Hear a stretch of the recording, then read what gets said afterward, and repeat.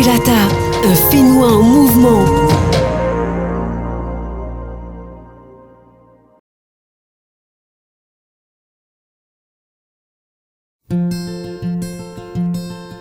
Tamari ino te whenua E aha to e mana o te ie o te ie haerira api E ora naro to i te ohipa E toi Yorana. Yorana. Yorana.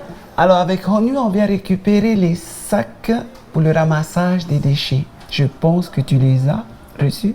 Oui, effectivement. Ah, super. Parce que je ne sais pas si tu es au courant, mais nous sommes là en mission, donc envoyés par la DIREN et accompagnés de la TSP, pour justement faire un ramassage des déchets sur la plage, mais aussi sensibiliser la population à réduire le déchet et notamment le déchet plastique. Ça tombe bien, Farirata est dans cette démarche pour mettre en place un potager pour l'école. Ah ben c'est bien ça, parce qu'en plus faire son propre potager, c'est une des alternatives qui permet de réduire justement ces déchets. Donc c'est super. Ça vous dit de venir visiter? Oui, carrément. Ah, mais oui. Ouais. Allez, on te suit. Ati aya tamata Haerea i te oe E toi to oe E ti aita oe hina aro Ia i te Nous allons construire une butte auto-fertile. Alors comment ça va se passer? La première étape, nous avons fait un trou de 3 mètres par 1 mètre par 50 cm de profondeur. Dans ce trou, nous allons remplir de bois et combler les interstices de feuilles de hêteau et puis de feuilles vertes. Donc cette étape-là va nous permettre tout simplement de stocker les matières nutritives pour que la butte puisse tenir dans le temps.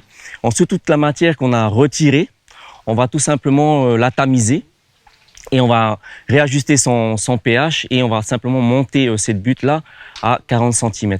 Donc on va pouvoir cultiver en hauteur et sur la hauteur. Et le réservoir que nous avons mis en place dans le sol va nous permettre de nourrir toutes ces plantes-là dans le temps. Alors le projet, on est vraiment au tout début aujourd'hui, on commence humblement. L'objectif de ce projet, c'est d'atteindre un panier bio journalier au quotidien pour 25 élèves de l'école. Aujourd'hui, ils n'ont pas de cantine, mais par contre, ils rentrent tous les jours à midi chez eux. Et l'idée, c'est qu'ils puissent venir ils puissent venir récolter leurs légumes pour rentrer chez eux et à ce moment-là cuisiner. Alors ça s'appelle un lambris-composteur. Un lambris-composteur, ça marche comment? Ben, tout simplement, on a des verres. Vous vous rappelez les verres que je vous ai montrés? Regardez ce que c'est. Regardez, non, bougez pas, je vais vous montrer. Alors ces verres-là, on les appelle le Fétida Essenia. C'est un verre de fumier, c'est un verre capable de manger les déchets verts. Donc ce n'est pas le même qu'on peut retrouver dans la terre. Ça n'a rien à voir. Celui-là, il peut vivre en captivité et donc il va manger, qu'est-ce que c'est ça?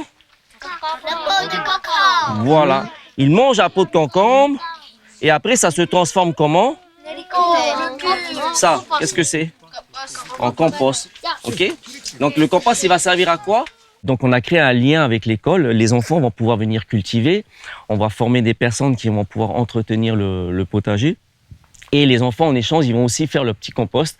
Donc du coup, les enfants avec leurs déchets qui vont pouvoir apporter de la maison, le reste de légumes, ils vont pouvoir produire ce compost-là. Ils vont pouvoir faire de l'engrais liquide et du compost qu'ils pourront amener sur ce potager-là et ils vont pouvoir nourrir ce potager-là. C'est les flammes. Ah, ben justement, on attendait nos ambassadeurs. Là, ils sont venus pour nous aider. Donc bienvenue. Merci. Venez là. On a un petit peu de place, laissez un petit peu de place, voilà. Donc voilà, on est venu installer un lombricomposteur. Donc c'est à base de verre de fumier. Ok. Voilà. Donc tu peux en adopter un si tu veux. Et du coup, Et donc ça va... ces petits verres-là, ben, vous voyez, on met des épluchures à l'intérieur et au bout d'un moment, ils transforment ça en compost. Vous voyez? Pour fertiliser Voilà. le... Est-ce que ça...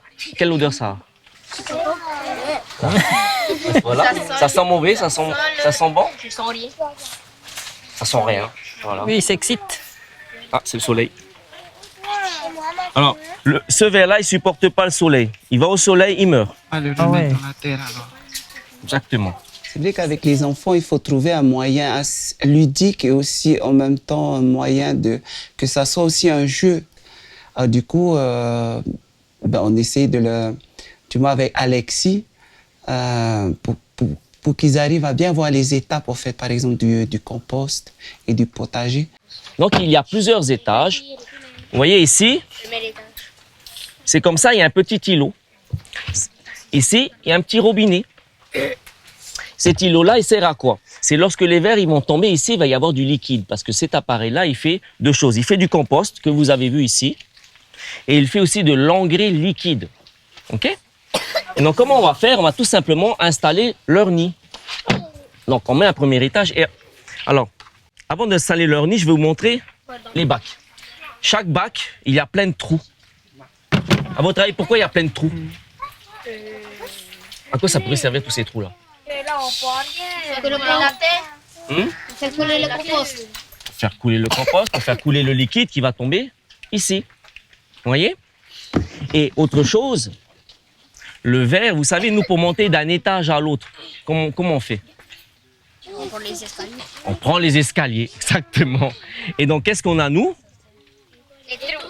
Voilà, les vers, ils ont des trous parce qu'ils rampent et ils montent d'un étage à l'autre au travers des trous. Il y en a plein chez vous. Qu'est-ce que c'est? Bois. Ah, non. Coco. Exactement. Merci, Henri. C'est exactement ça, c'est du coco broyé. Et donc, le ver, il adore le coco broyé. Et donc, on va faire un petit nid. Et on va poser nos vers dessus. Donc, ce que je vais faire, ceux qui veulent adopter un ver ou installer les vers dans leur maison, faites une file indienne et je vais vous donner un ver chacun. On sentait qu'ils étaient là, bon, peut-être à cause des vers. Ça les amusait aussi. Ati aya tamata Haerea ite oe Eito ito oe Eti aita oe hina aro Ia ite here Orara a ohimo. Et je pense qu'un enfant, il peut prendre ça comme un jeu, mais quelque part dans sa conscience, il capte beaucoup mieux les choses. Ça pourrait avoir une répercussion, du moins, tout au long de sa vie.